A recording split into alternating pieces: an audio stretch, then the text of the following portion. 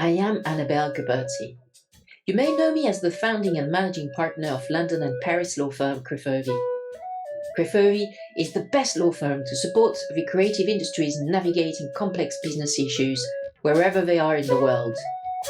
In this new iteration of Crefovy, which is 10 years old this year, we have launched annual and monthly subscription plans that allow you to stay up to date with relevant legal updates and news, focusing on the creative industries. Via our weekly newsletter, our weekly thought leadership articles, and our lawfully creative podcasts, you are empowered to lay out your strategy for your creative project, which is compliant with latest legal and business updates. Subscribe today on crefovy.com/store for the English version or crefovy.fr/magasin for the French version. This is Annabelle Gabberty, and you're listening to Lawfully Creative from Crefovy. It is not easy to reinvent oneself, once a lawyer in Canada, as a Europe-based digital agent and rights expert in all things relating to streaming. Yet, my guest today, Wendy Bernfeld, managed to do just that, and is the managing director of Amsterdam-based consultancy firm Rights Stuff.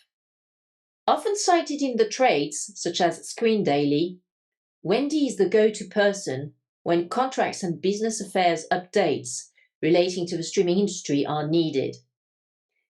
Let's hear it from her about the highs and lows of the streaming industry in these times of economic turmoil and cost of life crisis. I wanted to know how she got her start in becoming an expert in the streaming sector. Yes, I was born in Montreal and initial university there, but then switched to Toronto and Kingston. So I began in Montreal, then Toronto. I trained as a lawyer. Did you speak French in your family, or Québécois, or did you speak? No, we were first language English, but at the time when I was younger, I was almost bilingual in French, and that was because of the school. Yeah, because of school and work and jobs, and then when I moved overseas, which I'll tell you about later, to Amsterdam, learning Dutch pushed all the French out. So apparently when you learn it much later in life, then it sort of conflicts with other languages. Oh, it pushed the French out.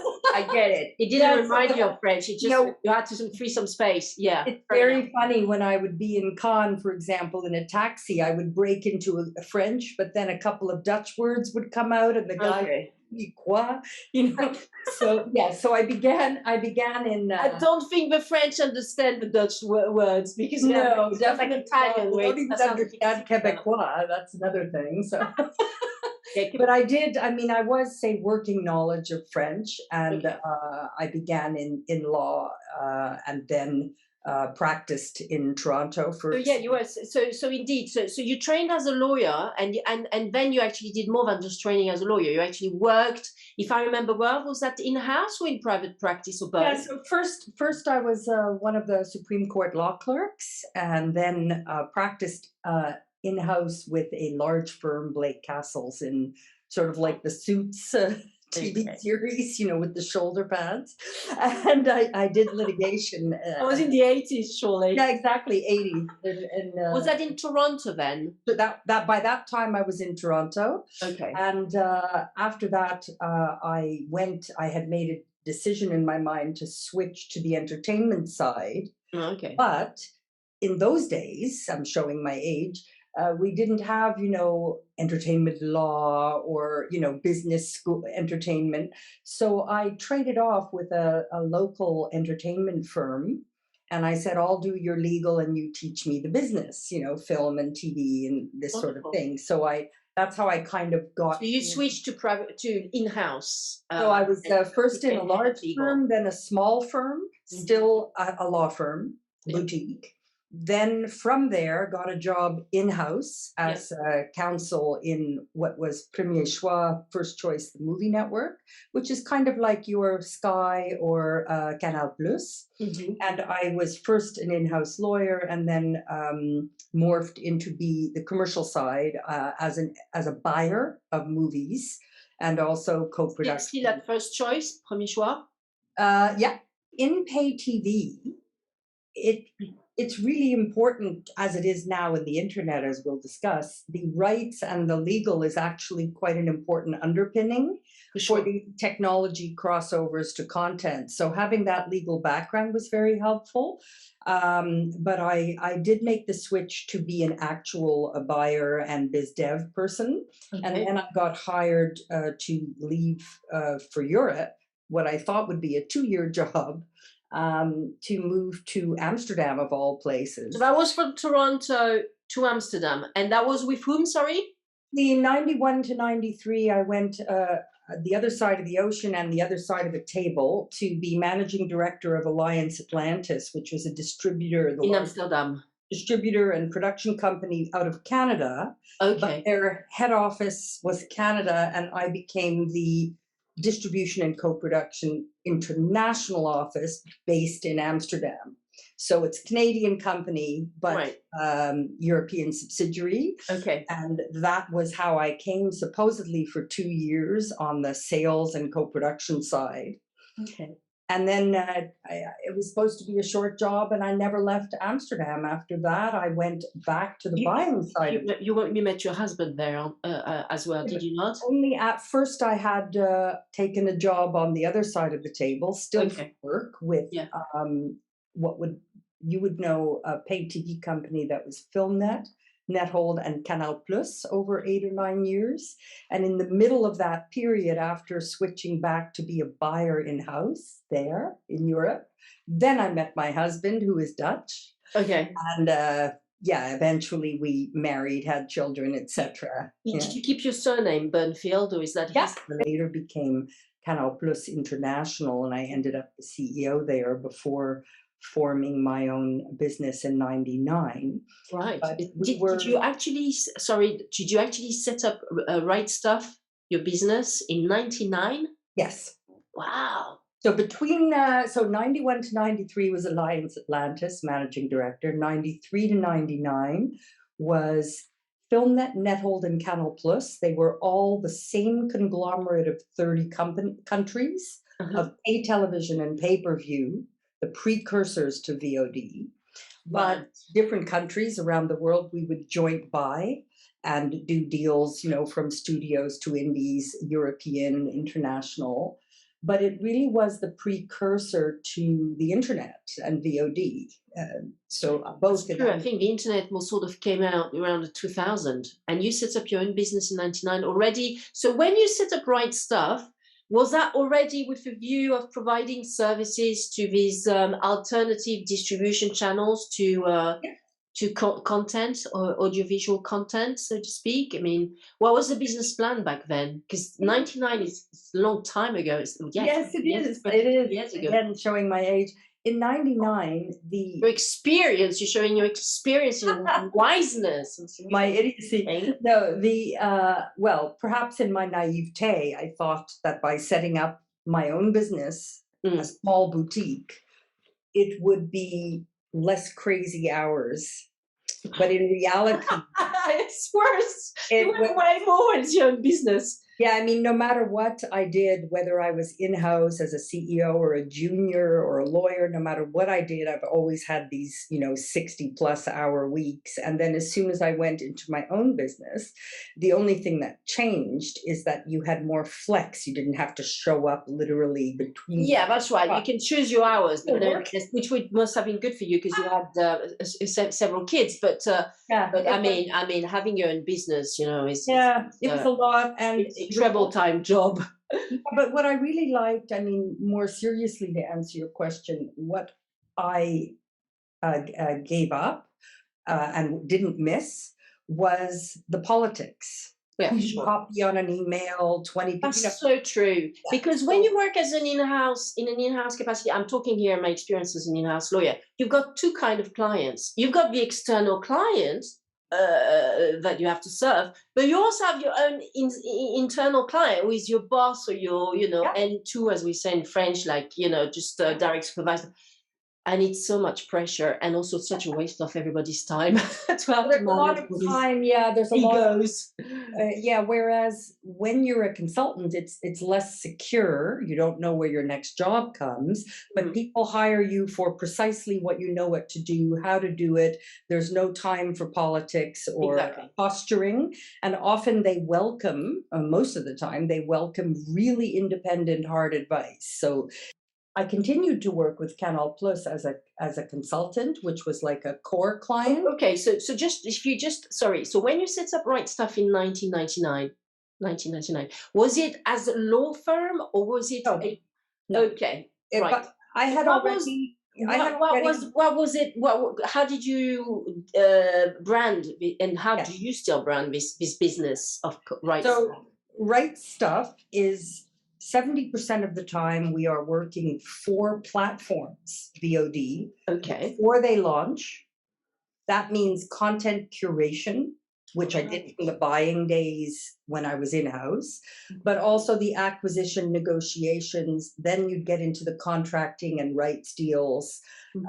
So 70% of the time, often invisible, working for platforms before they would launch in SVOD and later AdVOD. so you would But support them in negotiating the rights. well, I think it goes further. I would often be hired to find the content, match When you the when you buy. say content creation, would you actually do this creative job of finding the content? No, I mean, you have to understand that. Amazing. It's like the whole supply chain, really. Yeah, when I started, remember that I'd worked 15 years as a buyer.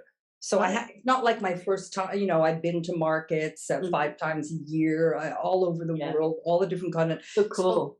what they wanted was shortcuts. Like if you're trying to get children's content from, Greece or something, it was Right. handy to know where to go and what to do. But Okay. so You had one the network. there was a network, but one part of the job that was the smaller part, more joy and paid less. And then the hard part of the job, bigger, was the actual hardcore negotiations for rights, deals, deal memos. And if they didn't have lawyers, we would do the legal, but of licensing. It's a subset of legal. It's not all legal, it's just licensing. And if they did have lawyers, we worked wearing a business hat with the lawyers to pass on what things are standard in the industry in VOD, what works, what doesn't work. Kind So of coaching the lawyers and the client. well, and a bit, in on the business side, because sometimes, VOD moved quickly. The internet moved quickly, so you Yeah. couldn't spend 6 months negotiating. You had to really move fast to launch Cool. service. The other 30% of the time, I would be on the side of the producer or the rights holder, like a sales agent, who was already dealing with So hang digital. on, before we move to the other side, sorry. So how are you billing it? And so do you still do this, by the way? Is that That's my core for 20 years. okay? Yeah, Okay, because I still do even today. Yeah, right. Okay, because you were saying we were doing it as if you were yeah, talking about the past. So I was wondering yeah, whether the job function had evolved, but yeah. to It's do it still, identical. It's it's identical. identical. You're still doing it. The function of helping a platform before it launches, then if I'm out of a job, then they move to a new region or a new genre or a new And then you business come back. model. Yeah. And then they may ask me to come back. So, Yeah. as a random example, if you think of Netflix 8 years ago, you Yeah. couldn't, as a producer, give away for free a documentary. And now documentaries are a big part of Netflix, So the genres change, but also the business models change if they add TVOD or AdVOD or do different things. So TVOD, what's that? Just for Pay-per-view, transactional VOD. transactional VOD. Okay. And then my core was more the SVOD, subscription VOD, like a Right. Netflix or Movie.com or Sky or Orange. It's just And then definitely AdVOD would be what you think of like YouTube, but now all the okay. ad supported and fast channel. Oh, right. Yeah. Yeah. And so how would you pay yourself, so to speak? Would you have, as a consultant, would you say I'm billed per hour, like a lawyer who's doing litigation or arbitration? Or would you say this is the package? For the curation job, it's going to be, this pot Yeah. of money. For the negotiating the rights, it's going to be this packet, this package.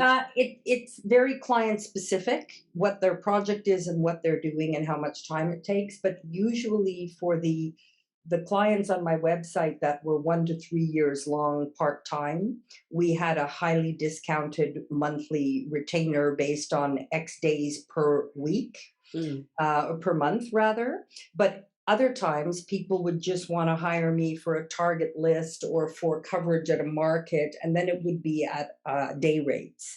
I never did, for that sort of strategic work, I didn't do hourly rates because in 1 hour, I might have a week's worth of contacts for them that someone else would spend a week trying to gather. So what we would just work out what was needed and figure out a price based a little more per day if it was only a brain pick for a day or two. But if I was on an ongoing operational basis, a few days a week for a year or 6 months, then it was almost the same as hiring me in-house as a part-time employee. Right. Like a much discounted, but then they don't have to worry, oh, sit in on this call or come to this market, because they're not paying the high consulting tariff when you're on an annual or semi-annual basis. And in a way, what is wonderful is that they're getting the lawyer as well as the business person with you. Yeah, there and I think the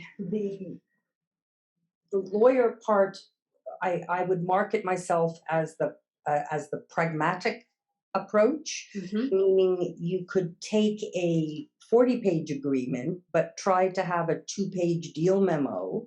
But the deal memo had to have in it more than just price and title. It had to build in a lot of the hidden business points that are often buried in legalese and carry them up to the front, but in a short sentence way, so that in a few pages, the deal that could later be a 50-page long form is already negotiated before it goes to their in-house or outside as a term sheet. Yeah, so when this term sheets, sometimes they would be done by sellers or buyers, leaving out a lot of stuff that cost money. And other time, and it wasn't the fault of the lawyer who would get it later to fix, because those points had already been negotiated and not addressed. So part of wearing the lawyer hat for me was to be invisible, but bringing up to the front harder discussions that then made doing a long form fast, Of course. Yeah, that's a very good approach. Yeah, in a way, you were saving lots of time and money to your clients. A lot of money, yeah. And so, in today, do you still brand yourself as a lawyer as well as a business person? Do you have a license with the Canada Bar and in Amsterdam, or? I'm still a member of the bar in Canada. Plus in the UK, I'm on the roll of solicitors. Okay. But I don't when I'm working with clients, I describe what I'm doing as, well, it's an entertainment industry term, business affairs, who are often lawyers before, and then they go to business affairs, like in the studios. And so, yes, I could do legal, but because I don't,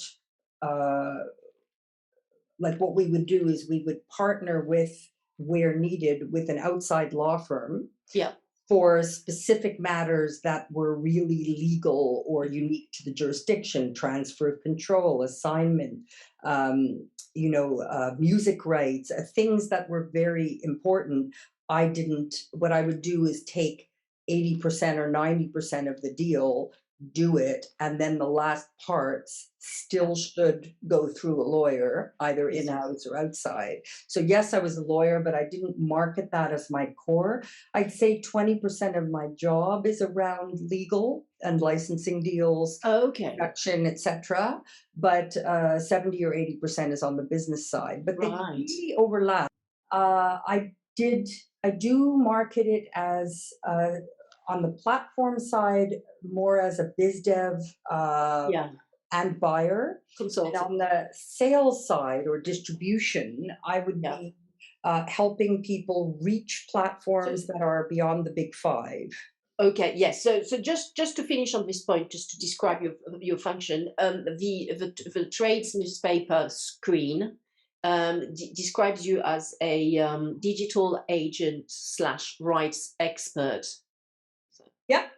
So yes, you wanted to talk about the. Yeah, I'm comfortable with that description because the rights expert means that I would understand and help with all the rights, including contracts and long forms. Mm-hmm. But the agent role is because I wasn't myself a sales agent or distributor taking the IP, I would just be their agent and paid fees, and they would sign the deals in their own name. Mm-hmm. So the deals signed, I guess like a law firm, are done between your client and the person they're doing the deal with. Yeah. But I would, broker and negotiate everything. Yeah, and go through to review the documentation. Yes. Yeah. So you wanted to talk about the buy side, what you do for. Oh yeah. So on the other side of the table, which is only about a third of the time, because I was a buyer for platforms, I would become familiar with platforms even before they launched or moved to new regions, which is kind of handy when you are a producer or a seller. Yeah. And if the producer or seller is only dealing with traditional buyers, or dealing with, say, what do you mean by traditional buyers, like TV channels or? Yeah, or all rights buyers. All rights buyers, like sales agents do deals with an all rights buyer. Okay. And what would be missing in a way is if a Netflix or Amazon didn't take your movie, then a lot of people were stuck in the middle because they didn't know who else to go to. Yeah. And still today, it's unclear for a lot of traditional sales agents. Others are more aggressive and active in digital, and producers as well. So what I mean by that is there's 3,000 VODs in Europe alone, but we don't focus on that. We focus on maybe the 50 or 80 that actually pay a flat license fee or that have been around for a long time, like not just on a revenue share. So it's kind of, in a way, curating the platforms to help matchmake who could be a buyer and in what model, TVOD, SVOD, AdVOD. So hang on, let me just, in plain English, you're saying that so here you would be representing these platforms, and you would be, are you saying you would be finding the content for them, or is you mean when I'm on the platform side, I don't know, or are you talking, you say this is 30% of your time, or are you actually talking about when you represent the producers who are stuck in the middle because they didn't get their content bought by the likes of Netflix? So yeah, so let's talk about the producer or the sales agent.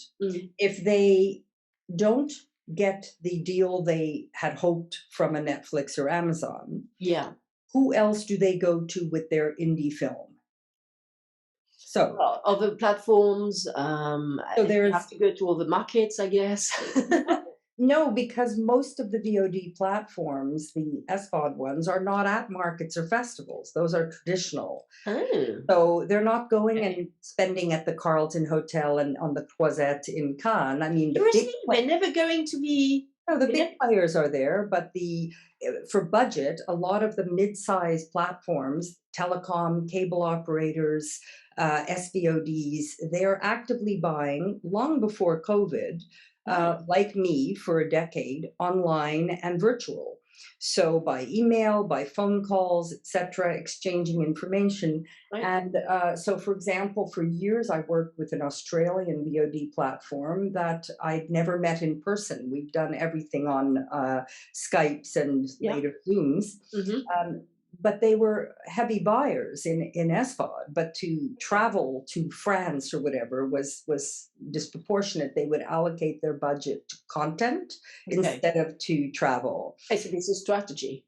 Yeah, but what I would say is, so how do these guys find content? They reach out to people like yourself, or are there some online platforms that one can go to, the likes of Sinando that you have when you get registered to Cannes, the Cannes Film Market, or how? Yeah, that doesn't, I mean, you can always do that, but you'll go through 4,000 companies worth of available films. That's anyone can do that and spend a year trying to figure out what to buy and who from and for what region.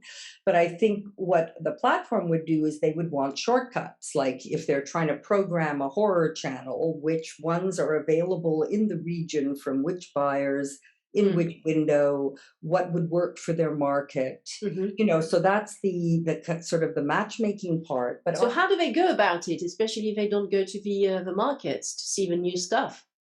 well, you can see everything online. You get stuff with email, you get sent a private screener, but it's usually through trusted people, either through sellers that they're working with, sales agents, distributors. Okay. Or they're dealing with digital consultants like me, or they're going direct when they're occasionally at a festival or market. Like, I'm not saying no one ever goes, but what I was trying to explain is if we ignore the big five, and you ignore thousands of really small startup platforms, and you look at the tier, what I call tier 2, it would be a telecom or cable operator like Orange, a Sky, Virgin, you know, those types in the UK or in France, Salto. You know, it's the mid-tier where there are television networks with an SVOD, or RTL with an SVOD.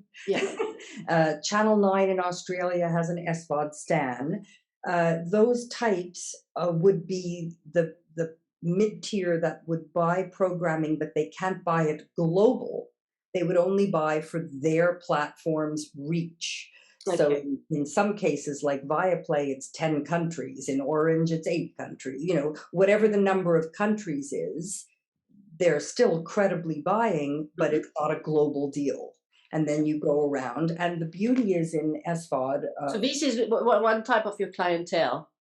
Yeah, well, on both sides of the table, they're either the platform or it's a seller wanting to know, who can I sell my film to? Okay, Netflix didn't buy it. Gee, I never approached Orange. I never approached Canal Plus. I never approached Salto. I never approached RTL. And then you have to individually go to those larger. Do they ask you to introduce them to? Do they ask you to introduce them to these platforms? Well, it very much depends. It's very tailored, very bespoke per client. Some of the clients know of the platform, but they don't know how to reach them because that particular buyer hasn't published his email. Then I would have to do an introduction. Other times they have published their email, they're in contact, but they would hire me, for example, in a what I'd call a back channel way, which is... What do you mean by publish their email? You mean sent the email to... Well, if you go to a website, pick a platform that you want to reach a buyer at. Let's say it's Sky, because you're living in the UK. And you, as a human, find the buyer's name. And did they publish their email on LinkedIn? Did they publish their email in... the email address, you mean? Email address, right. Contact. And some of them do and some don't. Where they don't, because they don't want to be inundated with thousands of emails, then I could do an introduction to the person. Or where they are already in contact and dealing, they may not have a benchmark for the deal offer that is coming. If you get an offer from Stan in Australia and you've reached them, how do you value that? Is 5,000, is 3,000, 50,000? So often the consulting is to help with giving... they don't know what is market, is sort of,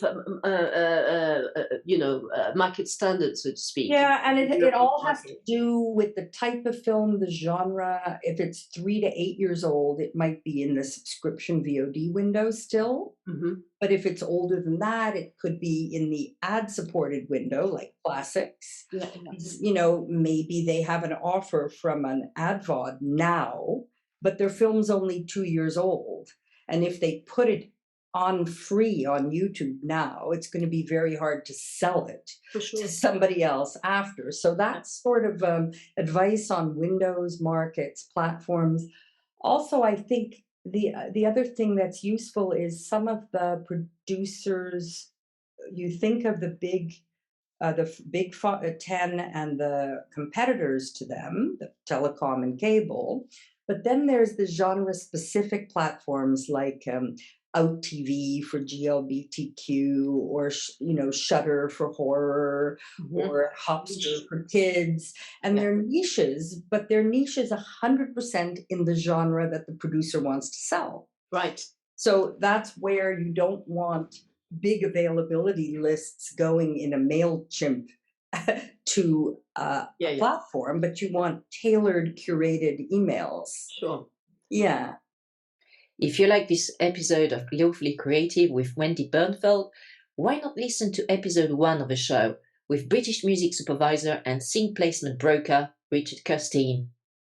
Lawfully Creative is brought to you by Crifovi.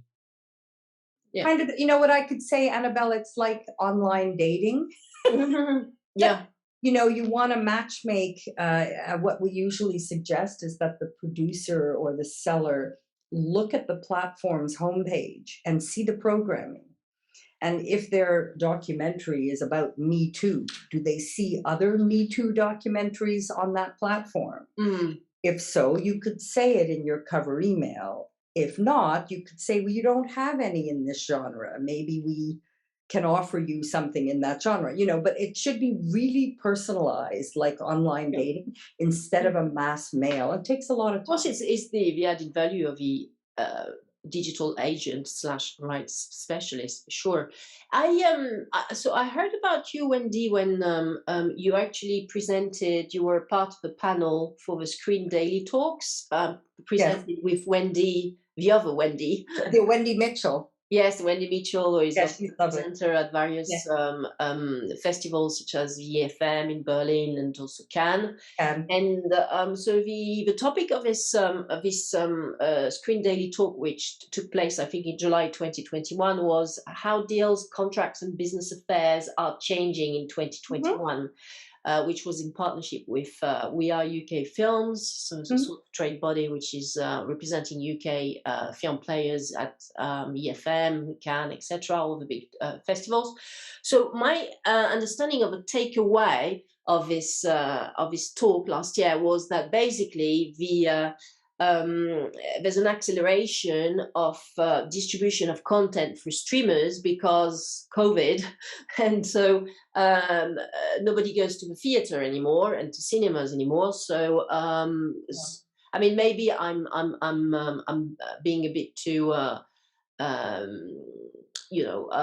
Manichaean, like black and white in my approach, but I think that was one of the key points, really, that there was an acceleration of the use of platforms to be able to push the content out to the public.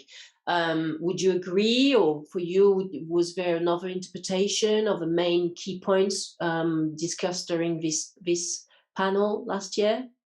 Yeah, I think in that panel last year, we tabled 4 big changes that happened with COVID, and they still occurred, except that now there's a huge pendulum swing of. I was about to say, that was my. So, do you think we're coming back to? We were? No, there's a huge. I mean, to me and everyone, there's no substitute for the big screen. I think everyone understands that, even in the digital sector.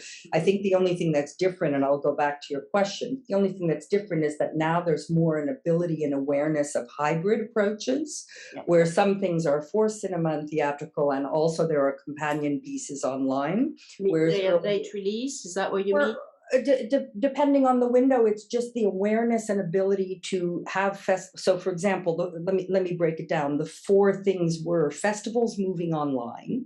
That was step 1. Yeah. Then there was virtual cinema, which was during COVID with cinemas closed.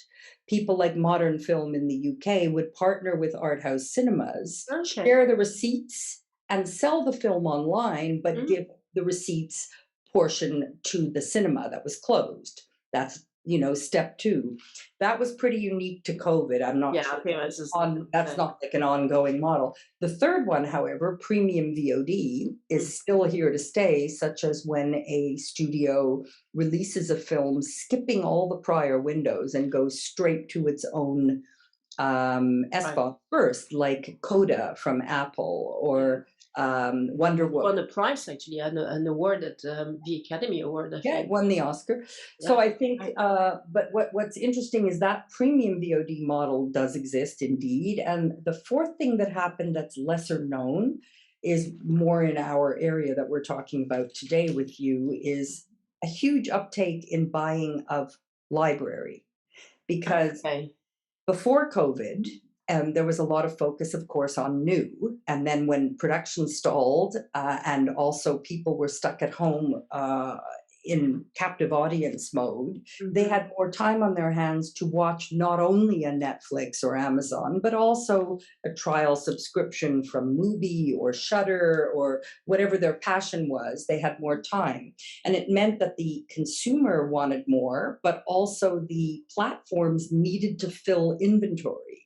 So for the first time, they went deeper back into libraries. I mean, even a big platform like Netflix bought the Truffaut collection, which wouldn't have been what?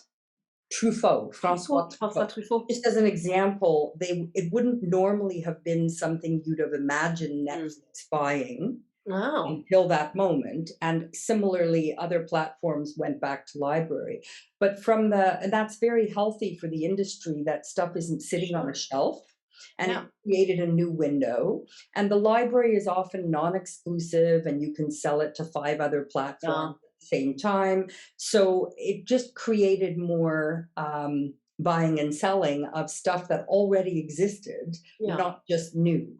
So these were the 4 takeaways, and thanks so much for describing them in a synthetic manner from this Screen Daily talk last year. We are now 1 year on. Post-pandemic, I mean, still in a shit of a recession and a terrible economic outlook, yes, but at least we can go out. And even if we want, we don't have to wear masks. How nice! Exactly. Very kind of the rulers of this world to let us know, let us go out without masks. So yes, so 1 year on. Do you think that those 4 trends are still current, or would you say that perhaps just the premium VOD is still, very strong? But well, I think festivals online are forever changed. I mean, do you think? Yeah, well, many festivals now have added a hybrid element. It's true, yeah. And so even though they are in person, you can also attend hybrid in many cases, which was never... this will keep on going like this? Yeah, it's already happening now. For example, you can buy an online pass to the festival, or you can go in person. I know, but I mean, I think always, I mean, Cannes, for example, or even Berlin, I think they were doing it because there was always this concern that the people from Asia, for example, they would not be coming to Cannes because COVID is still there, or if they're in China, they're stuck in China because of COVID. But it's interesting to hear that you think it's here to stay, but even after COVID, the hybrid model will keep on going. To be honest, I'm delighted to hear this. No, it has to. Also, the industry needed that change. It's so expensive to I mean, it's great to go in person. I must admit, I love doing it, going to Berlin every February. You can still go in person, but you can go for a shorter time and pick up the rest online, for example. Right. I was not in Banff, but I attended online, or I was You were where? In Cannes, Banff, and part of the time I was in Cannes, but then the rest of the time I was online. But I think it's practical from a business to business and a business to consumer point of view. Okay. Toronto Festival at the moment is phrased as only in person. That's September. But Venice has Toronto. Toronto is just in person. But Venice is both. Well, Venice is not a market, so. Well, it is now. Yeah, they have a gap funding market. I've been attending for years, and that's for gap financing.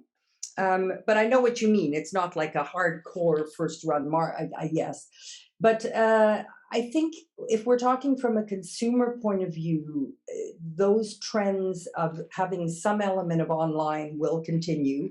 Virtual cinema, I think less so. Premium, Yeah, I don't see. yes, I really don't but see. library buying is huge. It's Yeah.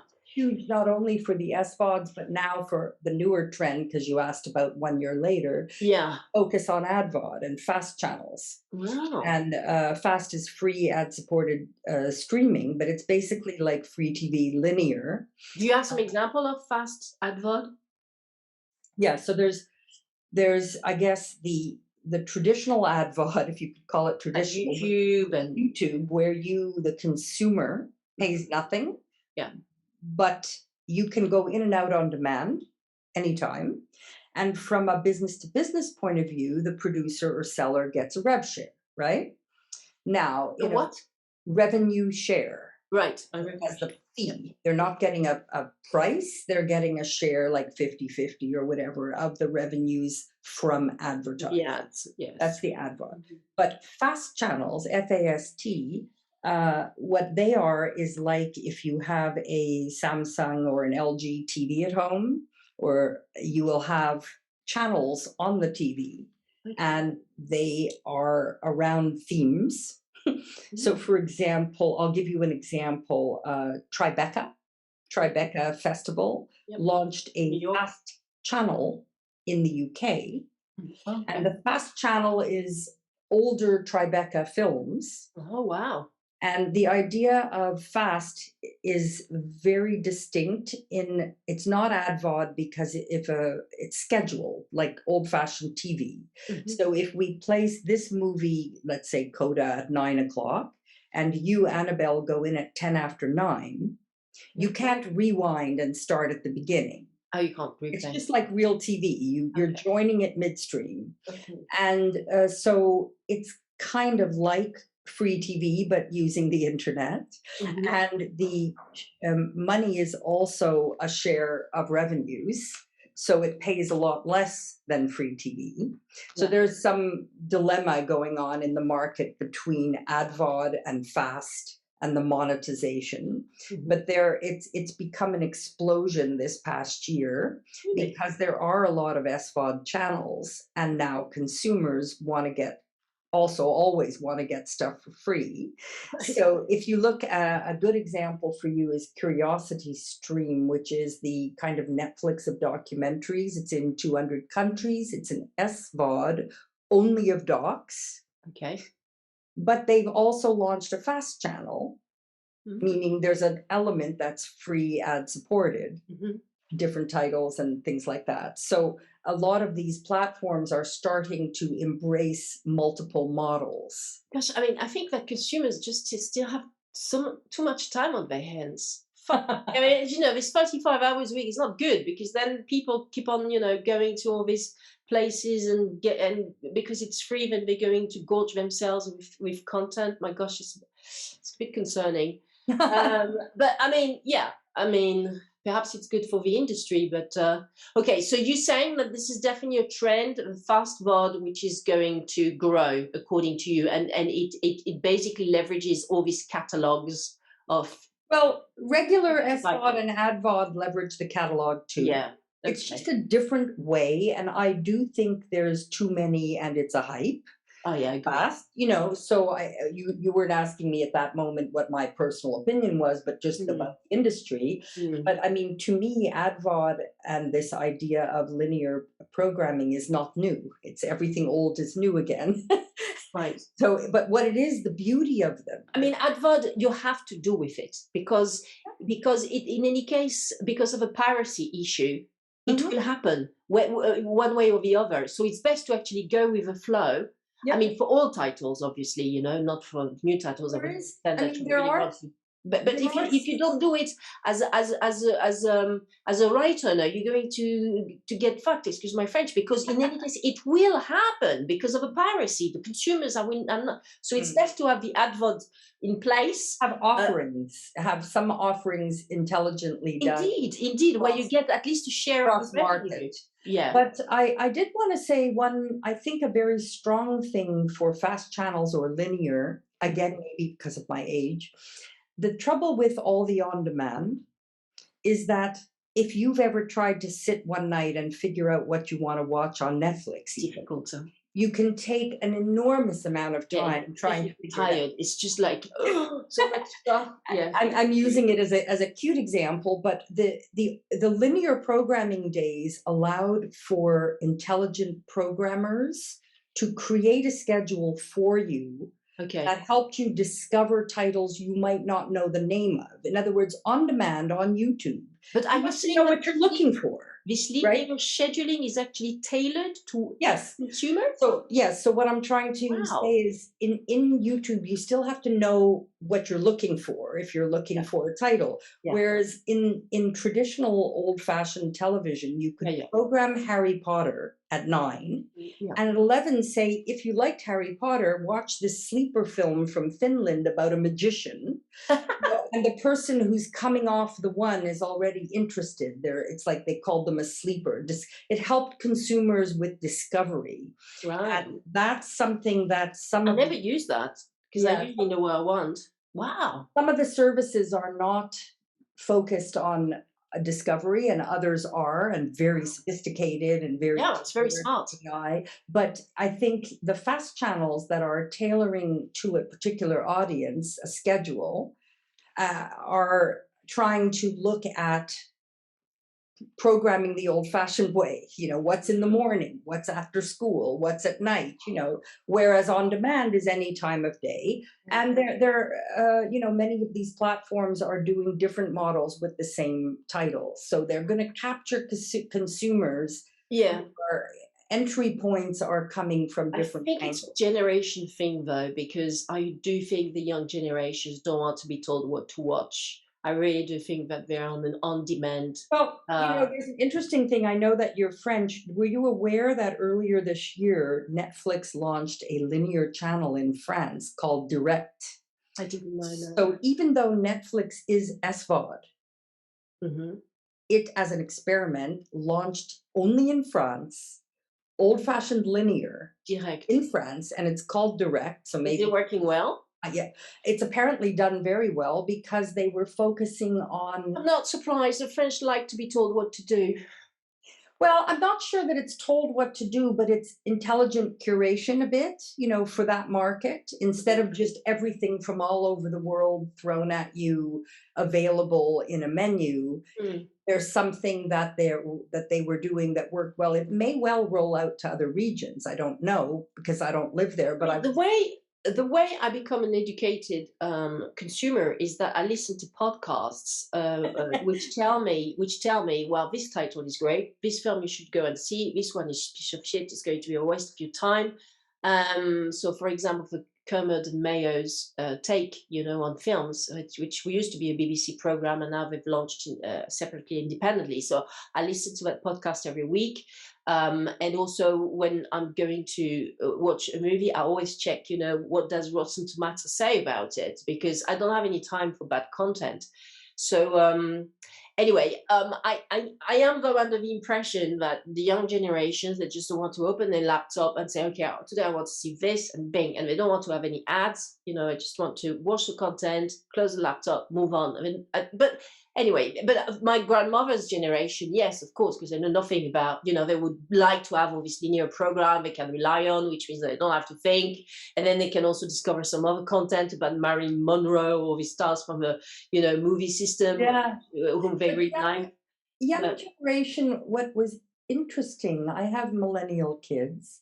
Okay. And I was under a misunderstanding that my son corrected me on.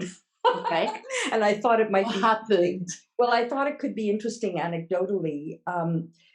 It's not that a 23-year-old won't go to the movies for 2.5 hours sitting in a row. I don't think I could do that anymore myself. My kids do it, but what's different is when they open, say, YouTube, they haven't in their mind made the decision, I'm going to sit for 2.5 hours watching. So it's flexible. They start something and then 2 hours later, they're still in front of the computer. So they don't feel boxed in or scheduled.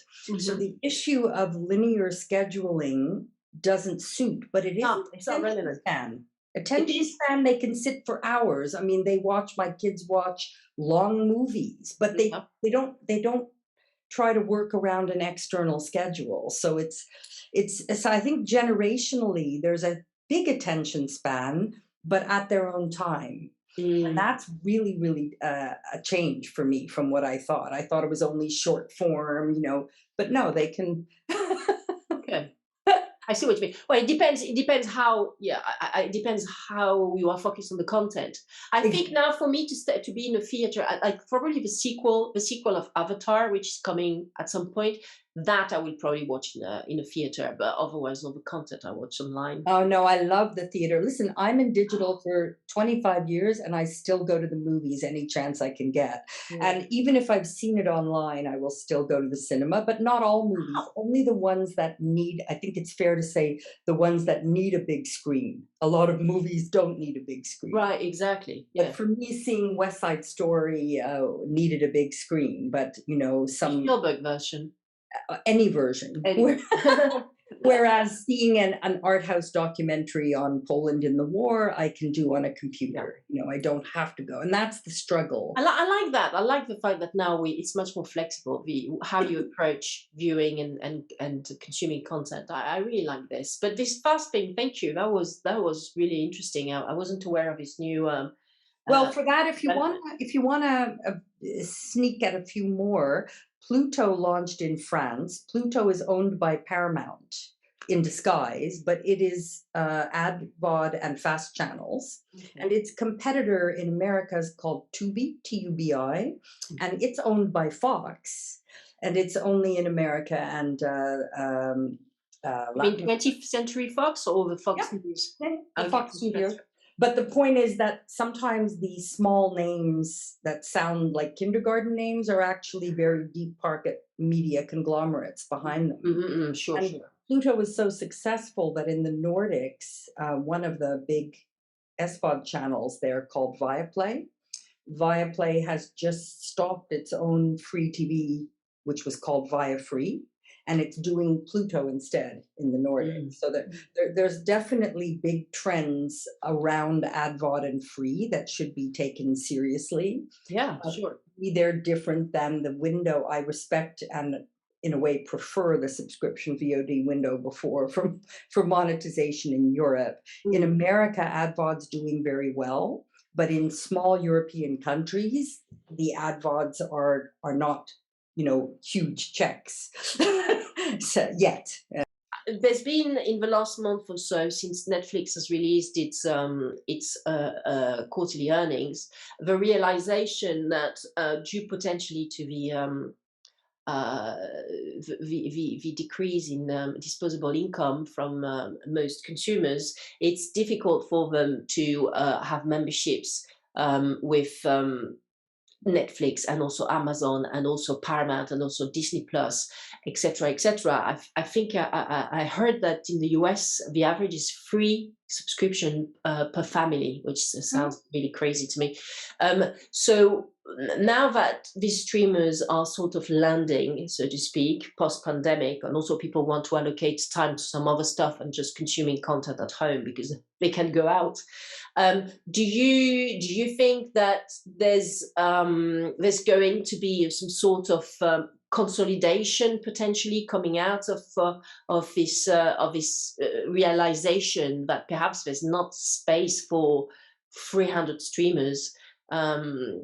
Or I remember there was a website you mentioned, which was an aggregator. Well, I mean, so first of all, the 3 platforms per household in America is still cheaper than what they were spending on cable before the streamers. They would spend $100 a month, and now they're spending 30 or 40. So you have to compare relatively to what it was like in. I don't even have another TV set myself. I never had a TV set in my life, so I can't believe they were spending $100 on cable. Even here in Holland, if you have a package, it's 50 or 100 a month for a Ziggo, or in Australia it's 100. So you shouldn't compare apples and oranges. All I'm saying is a lot of people turn to streaming because it is, even with a few networks, still cheaper. That's the good side. The bad side is no, but thank you for mentioning this, because I never I never took into account the cable fees because Cable I and never. telecom carriage deals.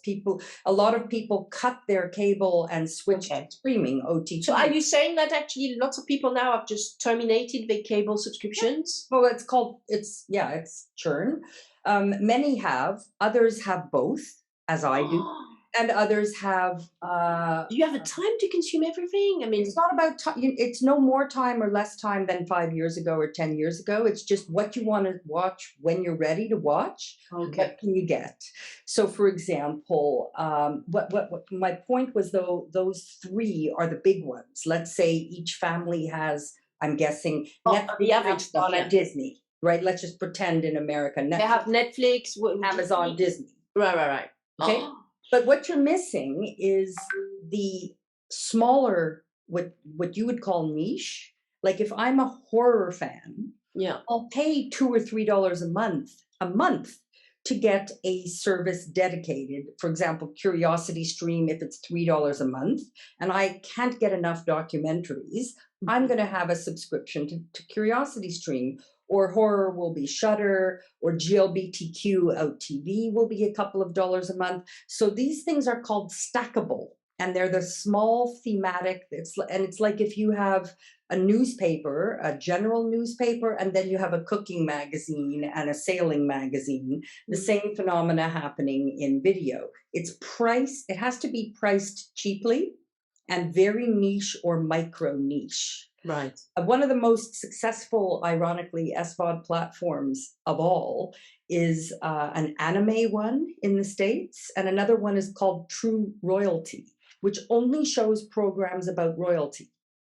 Documentary, fiction, short film, web series. The Brits must be on this. But there's there's dedicated, passionate subscribers that can't get enough royalties, so they'll subscribe. There's a flamenco channel. Anyway, I guess all I'm saying is, I would distinguish between mainstream and small. But in answer to your correct point about there's still too many, no matter how you slice it. Two trends happening very recently, less than 6 months ago. One is called, for example, Strum, STRUM, and the other one is bundling, and I'll explain them. In the Strum case, I don't know if your audiences have a monthly gym membership that allows them to go to many memberships. Here it's called ClassPass. Okay. And so for $50 a month, instead of one David Lloyd membership, I can go to 100 different gyms, each time once or something. You get like coupons. So you're paying $50 a month, the same price, but you're allowed to sample the gyms. That model's been brought into these SVODs with a company run by ex-Disney executives called Strum, STRUM. It's not in Europe yet, it's only in the States. But they currently have 60 of those little SVODs, DocuBay and BBC Select and all the different ones that are a few dollars a month, and you can subscribe as a consumer to that and sample. And then when you're in and out of different SVODs, you can decide, gee, I really love movie.com and I'm going to get my own full-time subscription to it. So that's one trend that's helping. The other trend that's helping is the old-fashioned, everything old is new again, bundling. Having not each item at the same a la carte price, but bundling 3 or 4 for the price of one. I think Peacock is doing this with Sky. Peacock is bundling, Hulu is bundled, a number of the right? Plus is bundled. So they charge, say, one price a la carte, and then if you buy 3, it's cheaper. Right. So packaging and bundling, which frankly is old-fashioned also to the days of cable. But I think it's a matter of expectation. I mean, I would never, I think it would be a waste of my money to put some money into this sort of, 50 euros, just to have access to all these, because you see, the problem is that then all these stakeholders in the film industry were like, oh yeah, piracy, and the time for popcorn of this world, piracy is terrible. It's terrible. But why not you have, like in the music industry, one or two platforms, aggregators in the music industry called Spotify and Deezer and Tidal or Amazon Music, on which you can find all the catalogs. All the catalogs are on, and so therefore I mean, you've got millions of titles on Spotify, and I don't mind. I'm actually happy I'm okay to pay 10 quid per month to be able to have access to all this wonderful, great, fantastic musical catalog, repertoire. Well, it's too complicated in the film industry. And for me, they're just dinosaurs. They're just dinosaurs in the film industry. They just don't want to change. They don't understand that they need to aggregate all the content. No, I mean, Netflix, 2 or 3 platforms max. And then consumers will be happy to, I mean, it's easy because at first it's easy. You just pay 20 euros per month or whatever.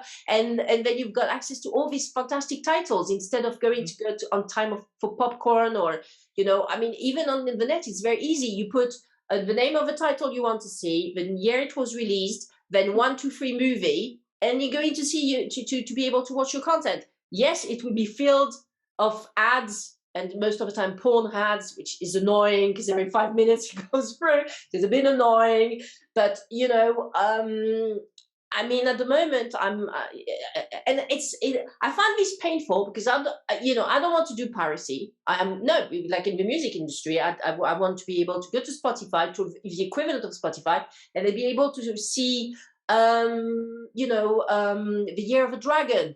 Or because I've listened to that podcast about Mickey Rourke and how he was a star in the 80s, and so this title was mentioned, so I want to rewatch The Year of a Dragon, or and so this is something that the film industry doesn't get, and I think it's such a shame that they are behind the music industry. It's only my personal opinion. I don't want to to push you into this debate, especially since your own clients are in this business, but for me, it's a bit like the book publishing industry. The book publishers are doing everything they can so that ebooks will not exist, and they still have all the territorial rights, country by country, and the London Book Fair, which is has been going on for hundreds of years, and they do not want to change. And I'm fed up with the system. I don't buy books anymore, actually. Well, I don't have a space to store them. I'm sure we could have a whole podcast on that topic alone, but we're out of time. But I think that there are big differences, I think, in even the word film. Well, yeah, because you're still talking major studios and mainstream, whereas I'm talking about like Polish art house and Italian and French. And you would not be able to aggregate the entire world of content in one platform. Why, if they do it for the music industry, why can't they do it for films? I mean, I still can't get many things I want on Spotify or Deezer. So I end up down. Yeah, no, I mean, let's save that for another podcast. But I think it's really. Personally, I found everything. God knows that I've got eclectic taste in music, but that's interesting. Okay. But anyway, that's a whole other topic, which we should do. I'd be happy to talk another time. I'm a movie junkie, so I see whatever I can from everywhere. I love it, and in the cinemas as well. There's a wonderful podcast I've discovered recently, which is called oh gosh, I've forgotten, but it's fantastic. I mean, there are so many podcasts at the moment about movies, about Hollywood, which are amazing. And I'm discovering all these titles that that I was a kid in the 80s, so I couldn't watch anything else because they were not you must remember this, for example, amazing, about the 20th century films. If you're a film buff, it's fun. I every weekend, because now I don't have a cleaner because is that the name of the podcast? You must remember this when I'm doing my ironing, because I don't have a cleaner anymore, or I love listening to this podcast. You must remember this, and it's a wonderful way to discover the catalogs, the fantastic things which have been created since I'd say the 20s, the 30s, I'd say. And I'm a film buff. I mean, we used to go to the theater every Sunday with our parents. What was your impression of what you heard and the feeling of the industry when you were at Cannes and also at the Monaco streaming festival, where I understand you presented as a panelist.